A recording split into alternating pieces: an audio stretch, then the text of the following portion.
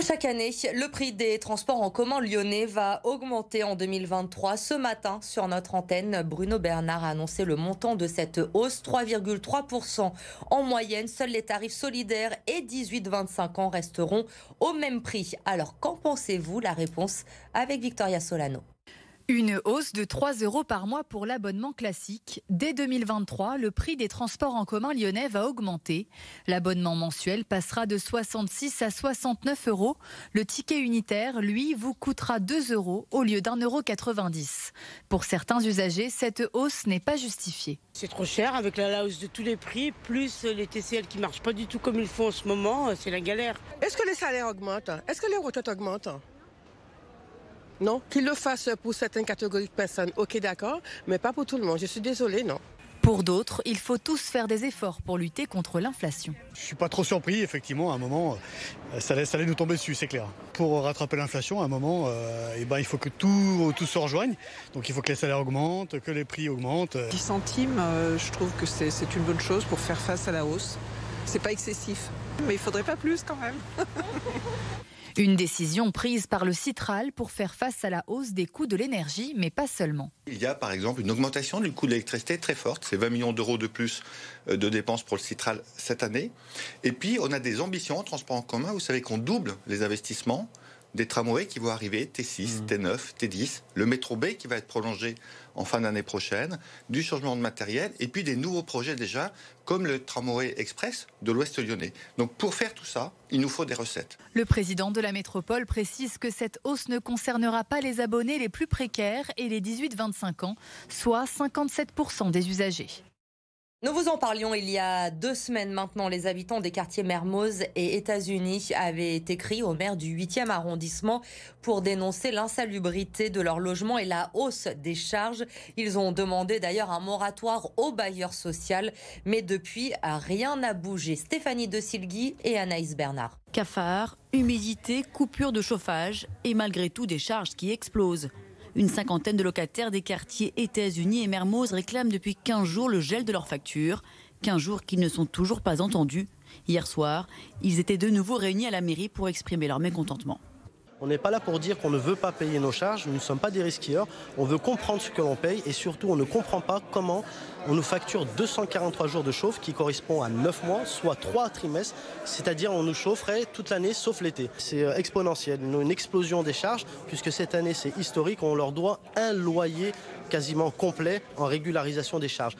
De son côté, Grand Lyon Habitat se défend, pointant du doigt l'augmentation du prix de l'énergie. Il assure garantir la transparence des charges facturées.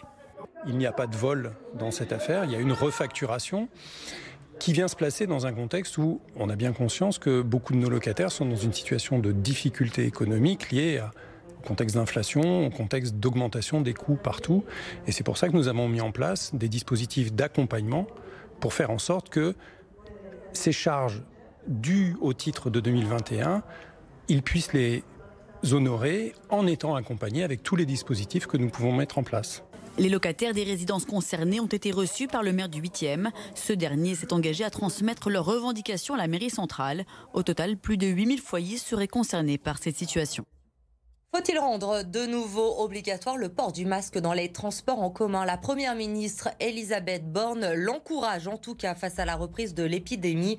Les indicateurs repartent à la hausse dans notre région. Auvergne-Rhône-Alpes fait partie des régions les plus touchées actuellement avec un taux d'incidence de 533. Alors êtes-vous prêts à remettre le masque? Victoria Solano et Pauline Noireau vous ont posé la question. Je vais quand même faire attention, mais je ne vais pas mettre de masque ou quoi que ce soit spécialement avant Noël.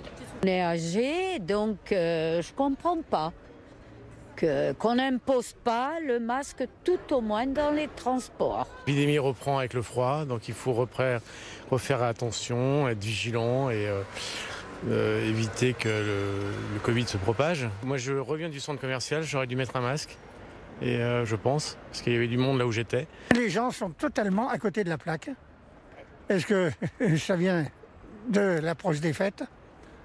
Mais on risque peut-être d'avoir des fêtes encombrées. Voilà. Et très encombrées, voire gênantes.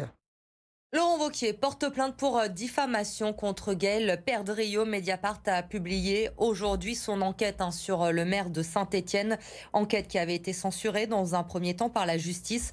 Nos confrères révèlent une conversation enregistrée à l'insu de Gaël Perdriau dans laquelle il accuse le président de la région d'être un pédocriminel. Gaël Perdriau a reconnu depuis que c'était des accusations sans fondement. Je n'imaginais pas qu'un élu de la République puisse tomber dans une telle indignité, a écrit aujourd'hui Laurent Wauquiez sur son compte Twitter. Politique toujours, les 4 députés de la NUPES du Rhône demandent une enquête approfondie sur les agissements et les violences des membres des groupuscules d'ultra-droite à Lyon. Samedi dernier, des membres de l'ultra-droite auraient perturbé la manifestation contre les violences faites aux femmes. Des accusations démenties par le collectif Némésis, un groupe féministe identitaire. En attendant, les 4 députés de la NUPES du Rhône ont écrit aujourd'hui à Gérald Darmanin, le ministre de l'Intérieur, pour lui demander un rendez-vous afin de connaître les dispositions que compte prendre l'État pour lutter contre l'extrême droite à Lyon. Écoutez Marie-Charlotte Garin, elle est au micro de Gwenaëlle Vendrestin. On sait qu'il y a plusieurs groupes qui sont encore actifs aujourd'hui, qu'il y a des locaux qui sont encore occupés. Nous, on a déjà appelé à la dissolution de certains d'entre eux.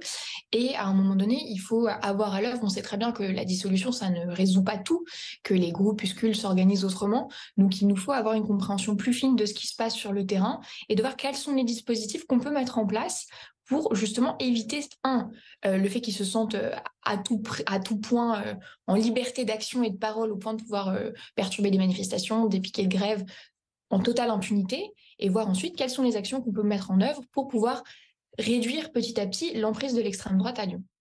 Redonner une image positive de la Guillotière, c'est l'objectif de la nouvelle association du quartier créée par des habitants et des commerçants. Ils ont décidé d'organiser des événements pour rassembler les riverains. Première étape, que l'esprit de Noël s'empare du quartier cette année. Sur place, Lauriane Pellao. Comme vous le voyez derrière moi, plusieurs vitrines sont en train d'être décorées par 4 artistes bénévoles. Des vitrines de commerce, des épiceries, mais aussi des boutiques de vêtements ou encore cette boulangerie où je me trouve. Ici, c'est Émilie qui se charge d'embellir la façade. Alors Émilie, qu'est-ce que vous êtes en train de dessiner ? Donc là, je suis en train de dessiner des motifs végétaux et sur lesquels je vais rajouter des petites touches de Noël, des petits flocons, des petits cadeaux, voilà. Alors ça risque d'être très très joli. Ce travail, c'est avant tout symbolique. C'est pour redonner une belle image au quartier de la Guillotière qui a souvent été critiqué, notamment pour son insécurité. Je me trouve avec Armen, le gérant de la boulangerie. Armen, vous affectionnez particulièrement ce type d'action ? Tout à fait, on aime bien cette action particulièrement qui, enfin, il va donner une autre image de notre quartier, et puis les gens, ils éviteront pas de passer dans cette belle quartier. Alors les 4 bénévoles, les artistes vont continuer de décorer les vitrines jusqu'à la fin de la semaine. L'association, à l'initiative de cette action, prévoit d'autres événements pour cette fin d'année et également pour l'année 2023, comme la décoration d'un sapin de Noël ou encore des ateliers pour les enfants. C'est un garçon plein d'avenir à 26 ans. Enzo Dufay vient de recevoir le trophée du jeune talent en salle lors de la cérémonie d'Hugo et Millot. Amélie Duchamp a suivi le chef de rang aujourd'hui au restaurant de Paul Bocuse. Le geste est précis et délicat, le sourire franc. Des qualités qui ont valu à Enzo Dufay, 26 ans, de remporter ce titre de jeune talent en salle. Une distinction qui ne coulait pas de source pour celui qui voulait faire de la cuisine et qui est arrivé en salle un peu par hasard. J'ai un ami à moi qui m'a appelé, qui m'a demandé de descendre dans le sud de la France pour travailler avec Potel et Chabot, mais pas en cuisine cette fois-ci, en salle. J'ai pris goût justement au contact avec la clientèle et je suis jamais retourné en cuisine. Aujourd'hui, j'adore être en salle et avoir le contact avec ma clientèle. C'est ce qui me plaît, c'est le challenge tous les jours de s'adapter à chaque client, répondre à leurs demandes et réussir à leur vendre du rêve.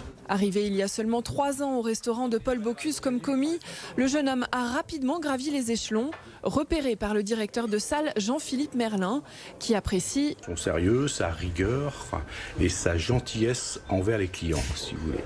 Et puis il faut savoir un peu s'exprimer, il ose parler. Il y a d'autres, souvent un petit peu dans les jeunes, ils restent un petit peu en arrière, ils n'osent pas. Lui, il était peut-être un petit peu en avance sur les autres et c'est ce qui a fait que il a attiré mon attention. Cette distinction du guide Goemio est un coup de projecteur sur ce métier de l'ombre qui recherche habituellement la discrétion. Pour Enzo, c'est l'espoir de devenir un jour directeur de salle d'un établissement prestigieux.